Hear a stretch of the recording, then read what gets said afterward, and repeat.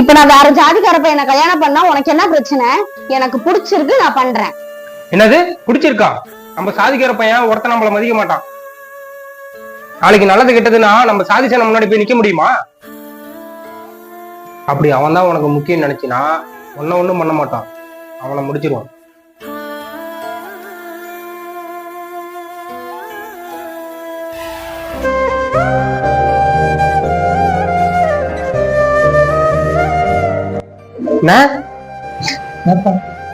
அன்னைக்கே பாப்பாக்கு பிடிச்ச மாப்பிள்ளை கல்யாணம் பண்ணி வச்சிருந்தா உயிராச்சும் மிஞ்சிருக்குமே.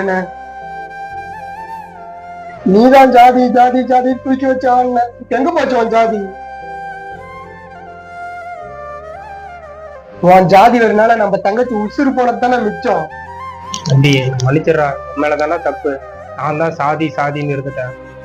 அவங்களுக்கு வரும்போது தான் தெரியுது சாதினா என்ன,